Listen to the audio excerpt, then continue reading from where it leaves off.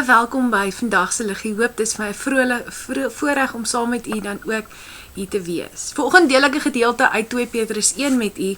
2 Petrus 1 van vers 16 af staan daar. Toe ons aan julle die krag van ons Here Jesus Christus en sy wederkoms bekend gemaak het ons nie op verginsels of legendes verlaat nie.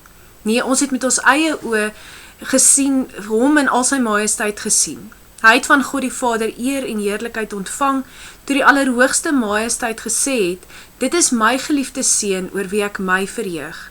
Die stem uit die hemel het ons self gehoor, toe ons saam met hom op die heilige berg was. En dit het vir ons die boodskap van die profete nog meer bevestig. Hierdie boodskap is soos 'n lamp, wat in 'n donker plek skyn. Julle sal goed doen as julle in sy lig bly, totdat die dag aanbreek en die môrester opkom in julle harte. Dit veral moet julle weet, geen profesie in die skrif kan op grond van eie insig reg uitgelê word nie, want geen profesie is ooit deur die wil van 'n mens voortgebring nie. Nee, deur die Heilige Gees meegevoer, het mense die woord van God kom verkondig. Vanoggend wil ek uit twee fokusse sit op hierdie gedeelte.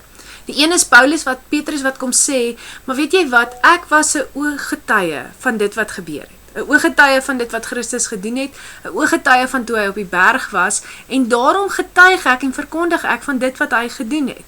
Daarom kan ek die sekerheid gee dat hy leef, dat hy daar is, dat hy wonderlik is, dat sy krag groot is.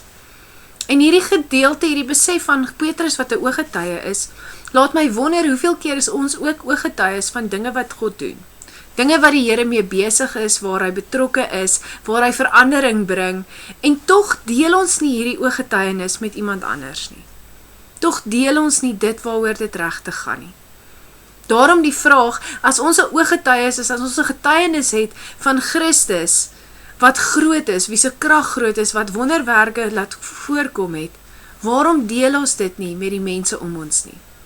Die ander gedeelte, klem in hierdie gedeelte wat ek met u wil deel, is die einde, waar Petrus sê, maar weet jy wat, dit wat ons lees, kan ons nie uit ons eie insig bekend maak en verstaan nie. Die Heilige Gees moet in ons werk, moet deel wees van ons, en dit gaan die verskil maak. Dit gaan die verskil maak, of ons verstaan wat God se woord vir ons sê of nie. Sondag het ons gekyk na Bybelsondag, na Bybelverspreiding, na die belangrikheid van die woord, en hierso word dit weer beklemtoon. Die woord wat 'n lamp is, wat lig gee in donkerte, die woord wat 'n verskil maak by mense in hulle lewe. Daarom as ons hierdie gedeelte lees, dan is my vraag tweeledig. Wat is jy 'n getuienis van die Here, wat jy van sy wonderwerke kan getuig, en waarom doen jy dit nie?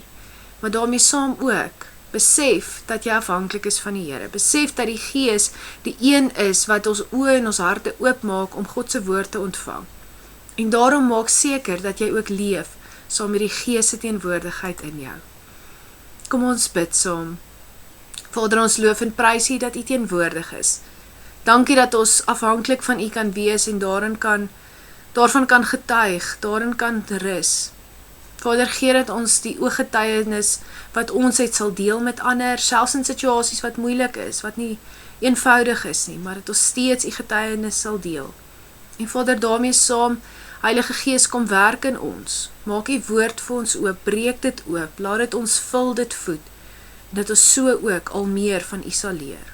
Ons bid en ons vra dit, nie omdat ons iets verdien nie, maar omdat ons weet, ons is afhanklik van Jesus Christus ons Verlosser. Amen.